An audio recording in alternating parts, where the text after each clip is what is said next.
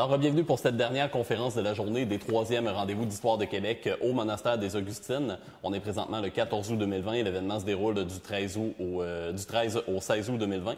François Lafont, animateur et diffuseur officiel pour les rendez-vous d'histoire de Québec, édition 2020. Donc, je suis historien et également historien gamer, diffuseur sur la plateforme twitch.tv sous le pseudonyme Hellfrank.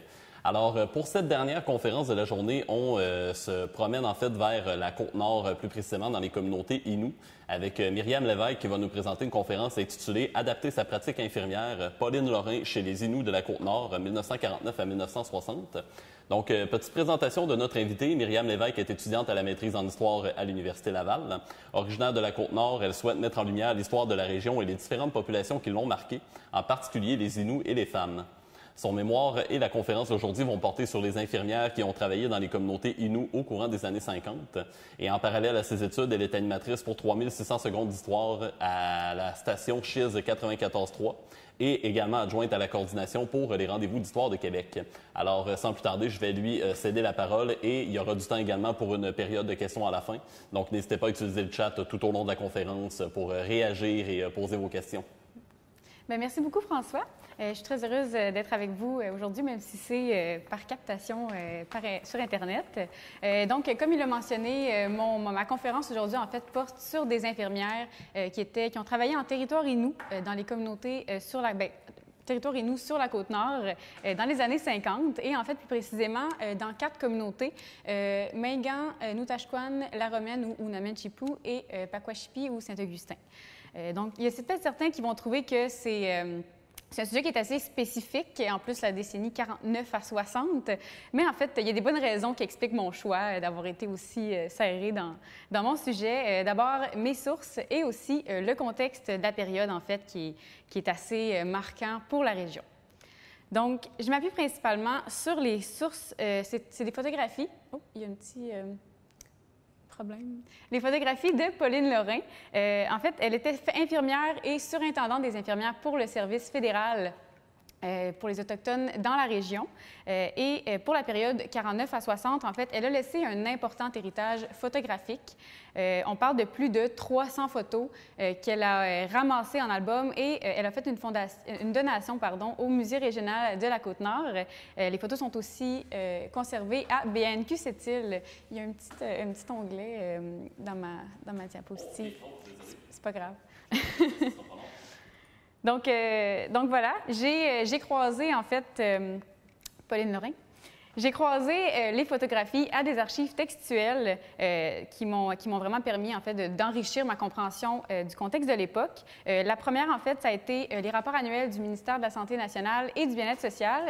Il y avait une section, en fait, pour le service de santé qui est intitulée à l'époque « Le service de santé des individus ».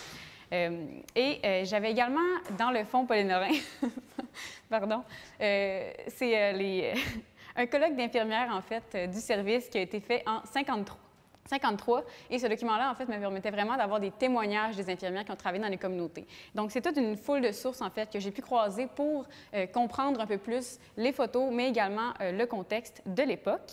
Je vais juste faire une petite section méthodologie qui sera vraiment pas longue, mais il y a beaucoup de gens qui me questionnent sur mon analyse des photos. En fait, une analyse de photos, c'est vraiment semblable à une analyse normale d'archives. On a besoin de la situer dans son contexte de production, de connaître l'auteur et justement de comprendre d'où elle vient. Donc, ce que j'ai fait, en fait, c'est j'ai analysé les photos en fonction des lieux, des dates et des individus qui sont identifiés. Et j'ai également fait des thématiques pour mieux comprendre un peu les choix photographiques de Pauline Lorrain. Et ça m'en disait plus également sur ses valeurs à elle. Donc, la décennie des années 50, eh bien, ça marque un important tournant dans la région, tant pour les Innu que les services médicaux qui s'implantent. C'est dans les années 50, en fait, que les Innu passent d'un mode de vie nomade à un mode de vie essentiellement sédentaire. La décennie est notamment marquée par la création des réserves, par l'ouverture du pensionnat de Magnotenam, par l'arrivée de mesures sociales comme les allocations familiales et également par la présence plus importante des services médicaux. Tout ça, en fait, c'est quelques-uns des nombreux facteurs qui vont amener les Innu à se sédentariser. C'est aussi une grande période de transition pour les services de santé à l'égard des populations autochtones au Canada. En 1945, les services de santé des Indiens, le nom, comme je disais, passent des affaires indiennes au ministère de la Santé nationale et du bien-être social. Et ce que ça implique, en fait, c'est une hausse importante du financement et également une expansion de l'assistance vers les régions plus excentrées, dont la Méganie et la Basse-Côte-Nord. Donc, je remets encore ça. Les services s'implantent graduellement au cours des années 50 et passent eux aussi d'une organisation saisonnière à des services qui vont être offerts à l'année longue. Il y a donc beaucoup de choses qui ont eu lieu dans cette période-là et en fait, ça reste une zone d'ombre dans l'historiographie au Québec, puisqu'on parle beaucoup... On a beaucoup parlé des relations entre Autochtones et Blancs, on peut dire, avant les années 50, et on parle un peu aussi des mouvements des années 70 autochtones militants qui émergent, mais la décennie des années 50-60 reste encore une zone qui n'est pas très traitée. En fait, ça donne que les photos de Pauline Lorrain, eh bien, elle photographie exactement ce contexte-là, d'où la richesse du fond. Alors, ma présentation aujourd'hui, je vais la faire en deux grandes parties. Dans un premier temps, je vais introduire le service de santé pour lequel les infirmières travaillent. Donc, je vais parler un peu de l'organisation du service, je vais parler de leurs idéologies, de leurs objectifs et également je vais parler de comment ils s'organisent pour offrir les services sur le terrain en contexte saisonnier. Et puis ensuite, je vais aborder vraiment le rôle des infirmières sur le terrain, leurs expériences, et également leur stratégie de travail pour, encore une fois, s'adapter dans ce contexte-là qui est assez particulier. Donc, dans les deux cas, il va vraiment avoir une adaptation à la fois des services et des infirmières pour à la fois rejoindre les Inuits, mais également améliorer, disons, la qualité des services, si je peux mettre ça en grands guillemets. Donc, lorsque le service arrive plus intensément sur le territoire à la fin des années 40, il y a déjà des réseaux médicaux qui sont présents dans la région. Les Inuits sont en contact avec des Allochtones depuis le début du 17e siècle. On peut penser aux missionnaires, aux gérants de poste de la Compagnie de la Baie-du-Son ou plus tardivement les agents des affaires indiennes. En plus de leurs fonctions et leurs objectifs, en fait, donc, par exemple, les missionnaires d'évangéliser, entre autres. Ces intervenants-là vont être les premiers à offrir une forme d'assistance médicale aux Inuits. À partir de la fin du 19e siècle, il y a énormément d'épidémies qui vont se propager et ces gens-là vont donner des médicaments et une certaine assistance quand même aux Inuits. Ça va être de manière sporadique et ça va être surtout au gré des besoins et des urgences. C'est seulement à partir des années 50, voire même 60, que le rôle de médecin et de fonctionnaire de l'État vont être distingués. Et même là encore, ça dépend vraiment des besoins qui sont des ressources disponibles sur le terrain. Bien entendu, les Inuits également possédaient et possèdent toujours leur propre système de soins. C'est des pratiques qui se sont développées en fonction de leur conception du monde et de leur mode de vie, qui étaient vraiment marqués par des déplacements liés à la chasse, à la pêche et à la cueillette. Ils suivaient surtout les cycles des saisons et les ressources disponibles à l'intérieur du territoire. Et donc, la flore et parfois la faune même étaient utilisées à des fins thérapeutiques. Comme j'ai mentionné plus tôt, les années qui suivent la Deuxième Guerre mondiale marquent une réorganisation des services de santé envers les Autochtones au Canada. L'État adopte une approche plus active et souhaite atteindre le maximum de population. Le premier objectif des services, c'est d'offrir un service médical complet et d'atteindre un maximum de familles. Les maladies et les épidémies, surtout la tuberculose, c'est vraiment un fléau, puis ça devient une grande priorité. Ça mène le service à adopter une politique qui est centrée sur la prévention et la santé publique et surtout à s'appuyer sur des infirmières, justement, qui vont travailler en dispensaire et un personnel ambulant. Le deuxième objectif de l'État à l'époque, c'est l'assimilation et l'intégration des Autochtones à l'ensemble de la population canadienne. Ça, c'est pas moi qui le dis, c'est vraiment écrit dans les rapports. Ce que l'État veut, en fait, c'est d'amener les Autochtones vers la civilisation, notez bien les guillemets. En fait, c'est que le gouvernement reconnaît que l'assistance médicale est seulement offerte sur une base morale plutôt que sur une base juridique. Donc, on ne veut pas reconnaître les obligations légales de l'État en matière de santé envers les Autochtones. Pardon. Et donc, le service de santé et par le fait même, les infirmières qui y travaillent s'intègrent en fait dans ces volontés d'assimilation-là de l'État envers les Autochtones. La médecine, c'est un outil colonial et c'est une manière d'entrer dans les familles et de changer les habitudes des gens. Et en fait, les infirmières, en étant des intermédiaires de l'État sur le terrain, bien, elles y participent entièrement. Le financement plus important des services annonce des constructions d'infrastructures et une hausse des effectifs, donc médecins, infirmières, etc. Ce qu'on vit surtout en fait à l'échelle canadienne, c'est la mise en place de dispensaires. Sauf que sur la Côte-Nord, ces bâtiments-là en fait apparaissent seulement à la fin des années 50. Et souvent, quand on regarde l'historiographie, les chercheurs justement parlent de l'arrivée des services de santé à la fin des années 50, mais il y a quand même toujours la petite période fin 49, début 60, qui reste encore dans l'ombre parce que les dispensaires ne sont pas là. Donc, la richesse, encore une fois, des photographies, c'est qu'elles nous disent, ce qu'elles ne nous disent pas, elles nous montrent une partie, en fait, de ce qui se passe sur le terrain dans ce contexte-là. J'ai deux petites photos ici. En fait, c'est ça, c'est une photo de résidence des infirmières, dispensaires et cantines en août 53. En fait, c'est ça, les infirmières qui allaient sur le terrain, bien, elles avaient une tente en toile, en fait, en guise de résidence et de clinique, puisque c'est quand même pour des durées très temporaires. Et justement, la photo du dispensaire en août 55 à Unamen-Chipou, je trouvais que c'était vraiment représentatif de comparer ces deux photographies-là, parce que justement, ça montre toute la transition qui a lieu dans le service, en fait, et également pour les Inuits. C'est... Oh, pardon, j'ai un petit blanc. Et c'est ça. C'est aussi, en fait, la fin des photos, souvent, de Pauline Lorrain dans la région. Donc, on voit qu'elle prend beaucoup de photos avant l'arrivée du dispensaire, mais ensuite de ça, les photos sont beaucoup moins fréquentes. Donc, pour elle aussi, ça marque un point d'arrêt dans son parcours dans la région.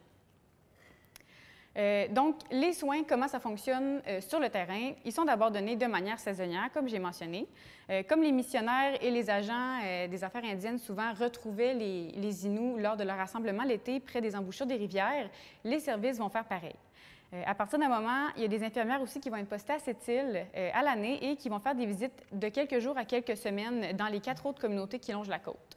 Le temps passé dans les communautés va surtout dépendre des infrastructures médicales qui sont présentes et des cycles de chasse des Inuits. Ce type de visite médicale-là va amener le service à s'appuyer sur un personnel ambulant qui va être beaucoup plus nombreux pendant l'été. Puisque leurs objectifs, ça reste d'atteindre le maximum de population, ça les mène aussi à diversifier par nécessité leurs méthodes d'intervention sur le terrain. En plus des visites, les services vont mettre en place des tournées de dépistage. En fait, ça consiste en une équipe mobile d'infirmières, de médecins, de dentistes, de spécialistes qui se déplacent sur le territoire et qui font des radiographies pour dépister la tuberculose. Il va également avoir un dentiste, justement, pour faire des soins dentaires. Des vaccinations vont être faites, des immunisations des infirmières. Et dans le fond de Pauline Lorrain, on a justement accès à quelques photographies de ces... Elle appelle ça les surveys médicaux. C'est ça, c'est des tournées de dépistage, en fait, qui sont faites. Donc, on en a 2 ici. On voit vraiment que les installations sont directement sur le terrain. On doit faire avec le milieu. Donc, voilà.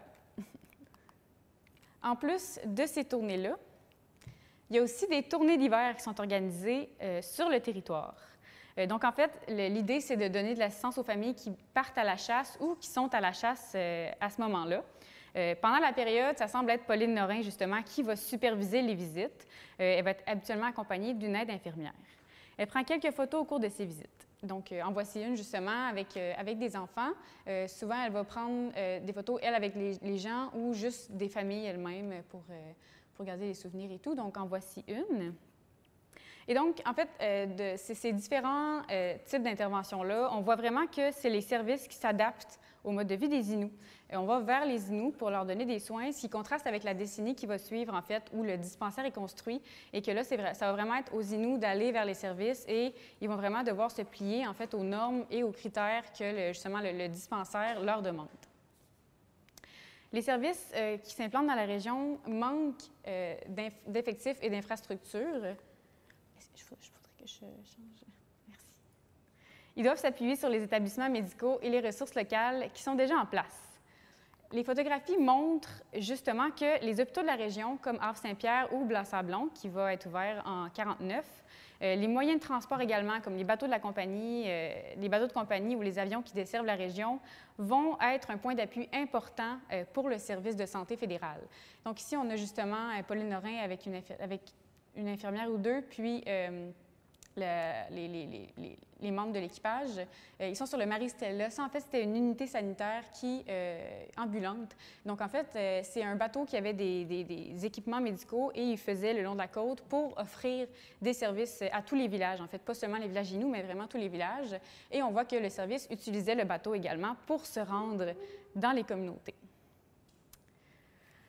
Il y a aussi les missionnaires qui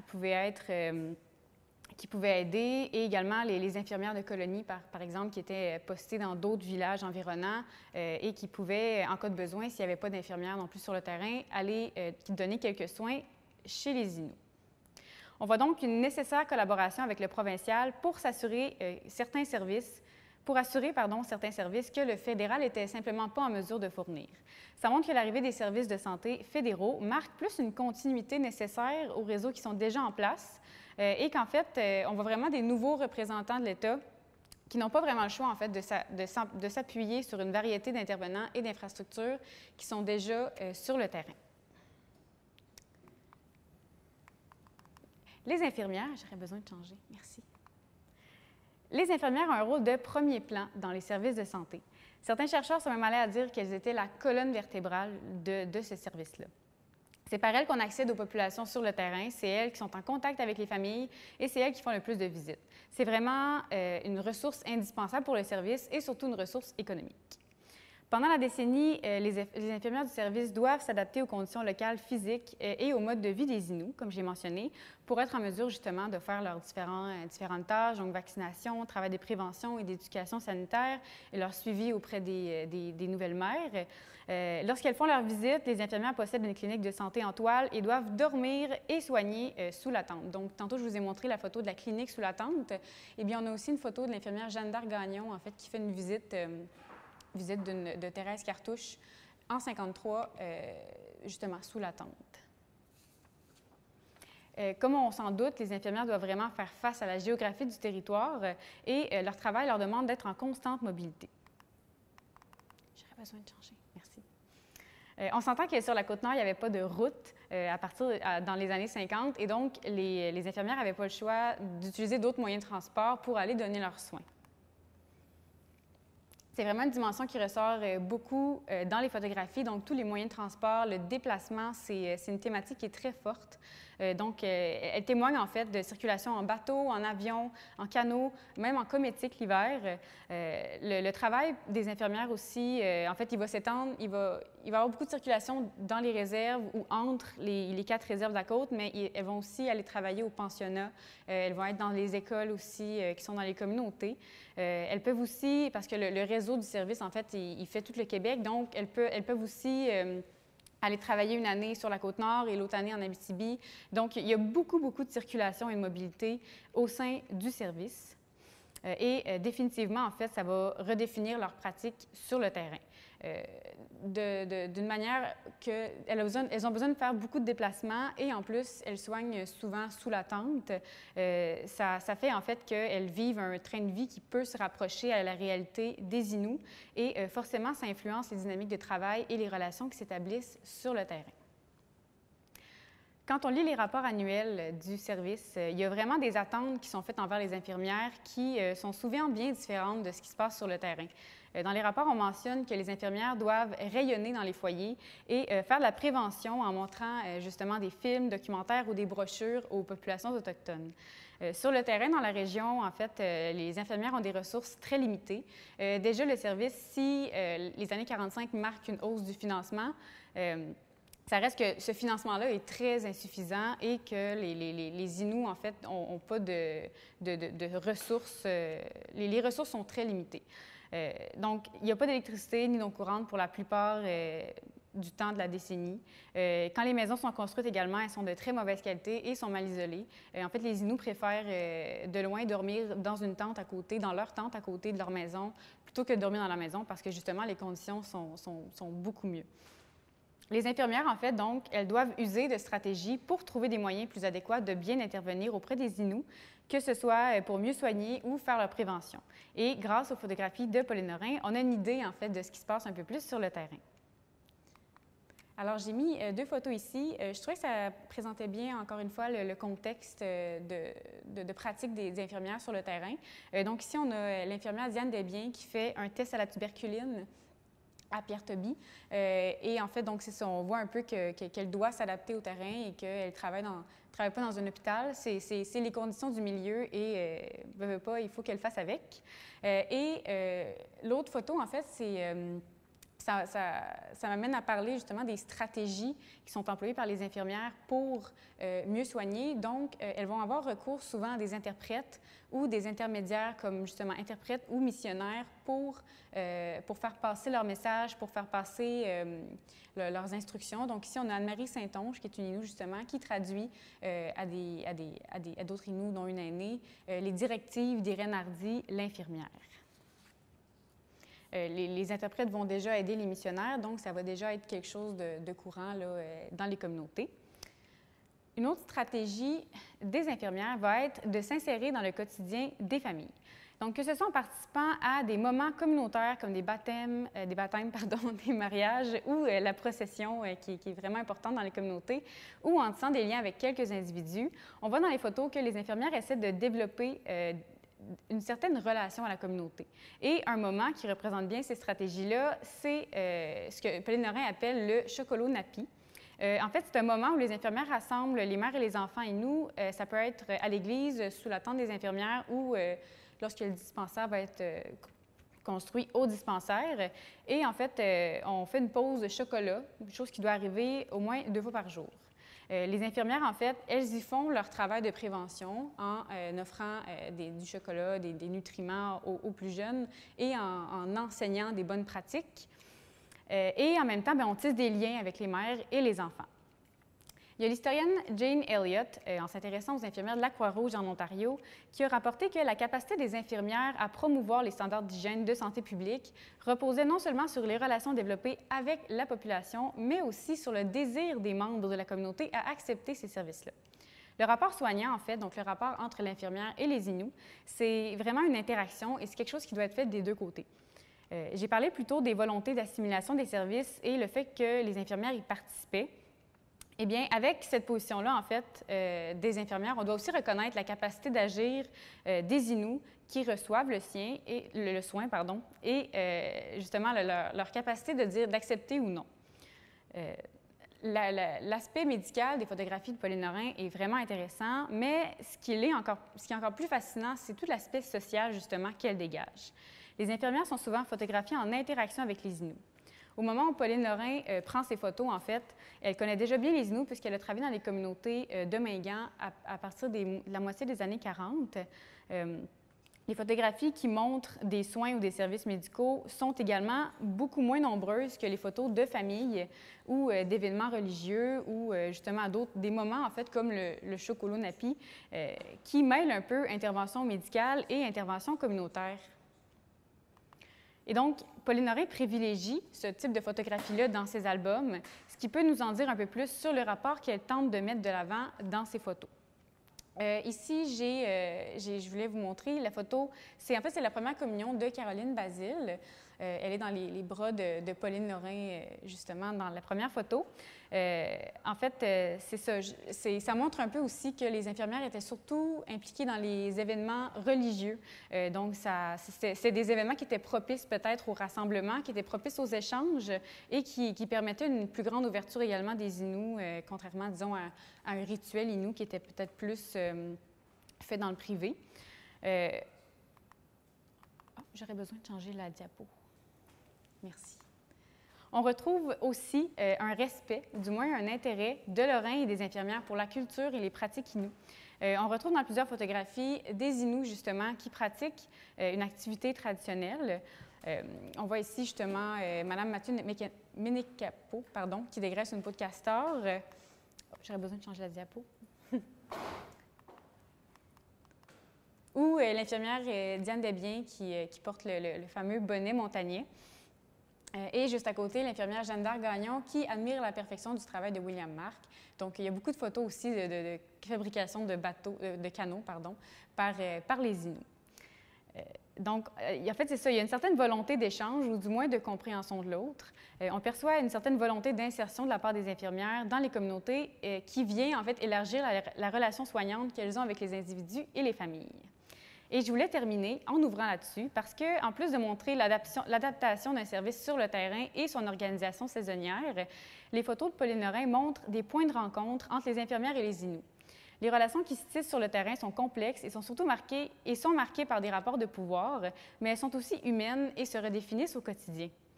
Bien entendu, mon projet de recherche, il y a aussi une grande limite. Les photos nous en disent beaucoup sur Pauline Lorrain, sur les infirmières, mais elles ne rendent pas du tout compte, en fait, des réalités qui sont vécues par les Inuits.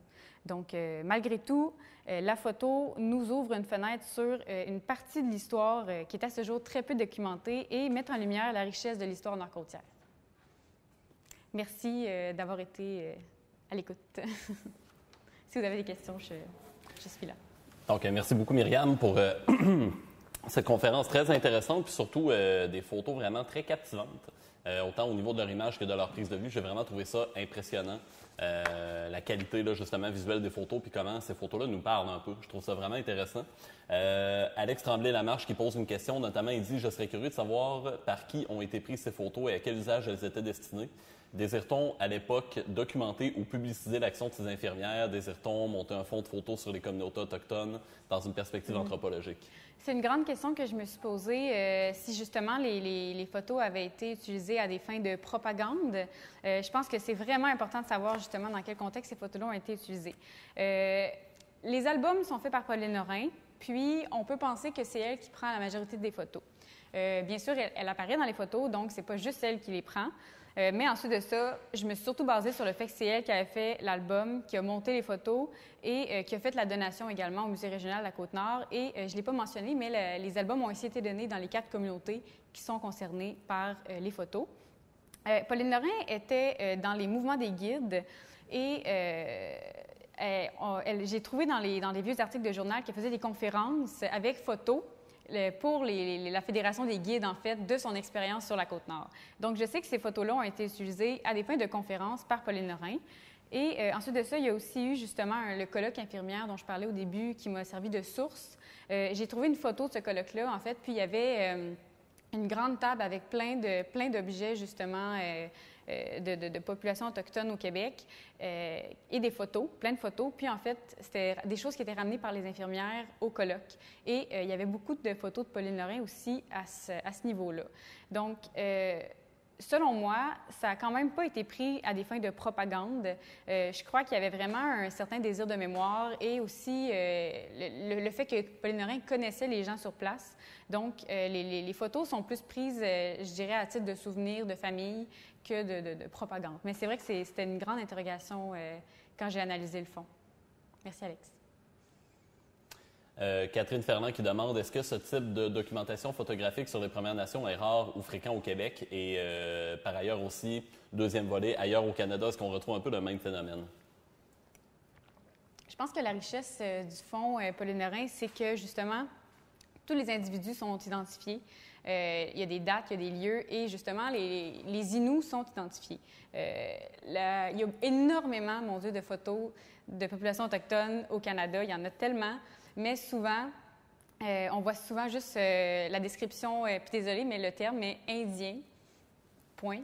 Il n'y a pas d'identification de la personne. C'est pas humain comme photo. Puis je trouve que la richesse du Fonds Pauline Lorrain, c'est justement que les gens sont identifiés et puis en plus que les photos ont été quand même envoyées là, dans les communautés. Je suis allée à la Maison de la culture Innu en septembre dernier et puis ils utilisent des photos de Pauline Lorrain également dans leur expo. Fait qu'au moins, ça peut servir. C'est pas juste...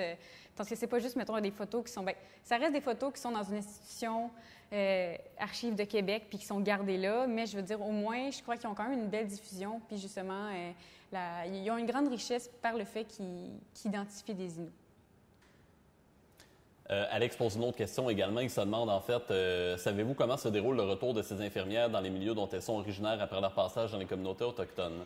Est-ce que leurs pratiques s'en trouvent changées? Développent-elles une nouvelle perspective des Autochtones? Et si c'est le cas, qu'est-ce que leur expérience les a amenés à modifier dans leur façon de percevoir les Inuits? J'ai pas beaucoup de traces des infirmières. Celles dont j'ai le plus de traces, c'est celles qui sont restées le plus longtemps justement dans les communautés. Il y en a une qui s'appelle Thérèse Fortin, puis justement elle, je sais que j'ai une ou deux photos d'elle à la fin de l'époque. Puis je sais ensuite de ça qu'elle est allée au Nunavik faire justement une tournée médicale avec tout le monde. Puis elle est revenue après, il me semble que c'est à Unamen-Chipou. Puis là, c'était l'infirmière de la place, puis elle est restée là pendant vraiment longtemps pour ensuite devenir justement, pas directrice des services, parce que Pauline Norin est restée directrice dans les années 80, mais il y a des réorganisations qui font qu'elle a pris un titre plus haut, en fait, qu'infirmière, puis c'est elle aussi qui supervisait la région. Donc, il y a cette infirmière-là, en fait, que j'ai pu retracer, mais sinon, c'est rare, puis c'est difficile de retracer les infirmières, donc je ne le sais pas, mais j'aimerais beaucoup le savoir. Le profil type de ces infirmières-là, ça ressemblait à quoi environ?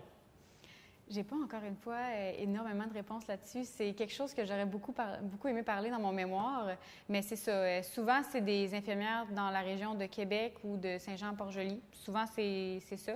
Puis, c'est des jeunes femmes dans la vingtaine qui viennent... Souvent, c'est leur premier, on dirait... leur premier mandat, si je peux dire, là. Donc, c'est surtout des femmes dans la vingtaine. Il y a Pauline Norin, justement, qui va faire une longue carrière dans les services médicaux parce qu'après, justement, avoir été sur la Côte-Nord, elle va laisser aussi des photographies du Nunavik. Puis ça aussi, elles sont aux archives Avatak à Montréal.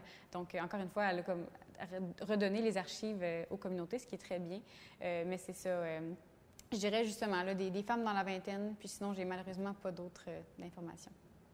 J'étais curieux à propos du chocolat napi, c'est ça le terme, oui. Je trouvais ça intéressant justement comme technique de rapprochement, comme technique d'insertion là, justement dans les familles. Puis je me demandais, est-ce qu'il y avait eu dans les communautés autochtones d'autres techniques similaires dans d'autres communautés, soit de la Côte-Nord ou d'ailleurs, ou ce type de stratégie-là, est-ce qu'il a déjà été mis de l'avant? Je pense que ce qui est intéressant du chocolat napi, c'est que c'est vraiment sûrement une stratégie qui a été locale. Je pense que dans chaque communauté, chaque infirmière ont dû avoir leur propre stratégie, leur propre manière de gérer leur quotidien avec les gens. Puis je pense que c'est ça qui est intéressant aussi de regarder les photographies puis de s'intéresser à ces petites quatre communautés-là. C'est qu'on peut voir un peu que chaque infirmière, renouvelait un peu leur pratique à chaque fois. Fait que j'ai pas d'autres traces de ça, mais je trouve ça intéressant justement là, comme pratique. Mais j'imagine que chaque infirmière avait leur propre manière là, de rassembler les gens.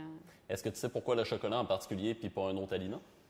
Ça aussi, je pourrais pas dire. J'imagine que c'est juste une manière de donner des nutriments aux plus jeunes. Il y avait quand même beaucoup de mortalité infantile à l'époque. Puis on veut quand même, c'est ça... pas qu'on veut changer complètement la diète des Inuits, mais ça reste que c'est un peu la volonté aussi de l'État à ce moment-là. Donc, c'est ça aussi. On a Jacques Fortin dans le chat qui se demande, avez-vous pu identifier leur motivation pour travailler chez ces communautés? Il y a un grand besoin d'aventure. Les infirmières, c'est ça. Ça reste que le travailler en milieu excentré, c'est vraiment différent que travailler en milieu hospitalier à l'époque. Il n'y a pas c'était très hiérarchique dans les hôpitaux à l'époque. Donc, aller travailler en milieu excentré, c'était de voir la liberté, c'était l'aventure, c'était les espaces, la nature. Donc, il y avait cette grande volonté de liberté qui était mise de l'avant toujours. Il y a aussi même des demandes d'emploi, pas des demandes d'emploi, mais des offres d'emploi, justement, qui vantent vraiment la nature. Ensuite de ça, il y avait un peu l'exotisme, parce que, veux pas, à l'époque, les peuples autochtones étaient plus vus comme exotiques. Donc, il y avait cette dimension-là aussi qui était intéressante pour les infirmières, mais j'ose croire que leur vision des gens pouvait un peu changer après avoir fait un peu de terrain avec eux. Est-ce que les rapports étaient... comment étaient les rapports, en fait, entre les communautés autochtones et ces infirmières-là? Généralement, est-ce que ça se passait assez bien? Est-ce qu'il y a eu beaucoup de tensions? Ou, socialement parlant, justement, le climat social se déroulait comment? Pour la période, j'ai seulement des... Ça, il faudrait vraiment faire des entrevues, justement. C'est le côté qui manque de mon mémoire. Okay, malheureusement, faute de temps et de plein de choses, j'ai pas pu le faire, mais je crois que c'est peut-être plus facile à ce moment-là parce que ça reste que les services, justement, comme j'en parle, les services s'adaptent aux Inuits, puis c'est eux qui vont vers les Inuits. Les Inuits ont encore un certain contrôle de ce qui se passe, tandis que dans les années 60, 70, 80, là, c'est problématique, puis là, il y a des tensions parce que, justement, les infirmières sont dans leur dispensaire, puis, tu sais, il y a eu des enquêtes à l'époque qui mentionnaient que les infirmières ne voulaient pas sortir, ne voulaient pas aider les Inuits. Donc, en tout cas, je pense que les tensions arrivent plus tardivement. Tensions, disons, dites par les Inuits. Après ça, il faudrait qu'on vérifie justement avec eux pour voir comment ils l'ont Est-ce que ça pourrait s'expliquer, par exemple, par le fait que, justement, au début, on tente vraiment de s'adapter à leur cadre de vie, on tente de ne pas trop les bousculer dans leurs habitudes ou dans leurs pratiques culturelles communautaires, puis que plus tard, on essaie vraiment de leur imposer un modèle plus, on va dire, plus, pas aseptisé, là, mais vraiment plus à l'image, là, finalement, de ce que le gouvernement veut avoir, là, finalement, comme projet à long terme? Je pense qu'à ce moment-là, ils voulaient quand même, ils auraient bien aimé déjà les changer, mais qu'ils ne pouvaient pas parce qu'il n'y avait pas les ressources, il n'y avait pas les infrastructures. C'est ça, ils n'étaient pas capables, ils ne pouvaient pas faire autre chose que de s'adapter. Ils essayaient de les rejoindre, puis la seule manière, c'était justement de se conformer un peu à leur mode de vie à eux. Fait que je pense que s'il y avait pu, on le fait avec les pensionnats, là, je veux dire, les pensionnats arrivent à ce moment-là. Donc, il y avait une très grande volonté qu'ils changent, puis qu'ils deviennent des citoyens ordinaires, mais ils n'ont pas pu le faire avant, justement, plus tardivement. Là. Ouais. Très bien. Bien, merci beaucoup, Myriam, pour cette présentation vraiment très enrichissante. Un fonds d'archives photographiques qui est vraiment, comme je le disais tantôt, très riche, vraiment un beau visuel, très parlant, très prenant aussi là, quand on regarde les images de ces photos-là. Vraiment très intéressant. J'espère que dans le chat, vous avez tout autant apprécié que nous cette présentation-là. Alors, c'est ce qui clôturait cette deuxième journée des troisièmes rendez-vous d'Histoire de Québec, édition 2020. Alors, on va se retrouver demain. On va être à la chapelle du Musée de l'Amérique francophone, rien de moins. Un très beau lieu, encore une fois, très chargé d'histoire, dans lequel on aura plein de belles conférences également qui seront présentées. Donc, on se retrouve, si je crois, c'est à 11h. Donc, à 11h, encore une fois, sur Facebook Live, vous pourrez nous retrouver avec plein d'autres invités vraiment très intéressants, des belles thématiques également. Donc, pour ma part, on se retrouve demain, encore une fois, même heure, même poste, sur le Facebook Live, 11h, heure du Québec. Alors, on vous souhaite une bonne soirée, une bonne nuit, dépendamment il est quelle heure chez vous. Et encore une fois, on remercie aussi la captation de MaTV qui nous permet d'avoir un visuel et un son. Malgré les quelques problèmes qu'il y a eu aujourd'hui, un son, somme toute, vraiment de très belle qualité. Et voilà, toute l'organisation des rendez-vous d'histoire. Nous vous remercions d'être présents et on remercie également chaleureusement nos invités de se prêter au jeu de cette nouvelle édition. Bonne journée tout le monde. Au revoir.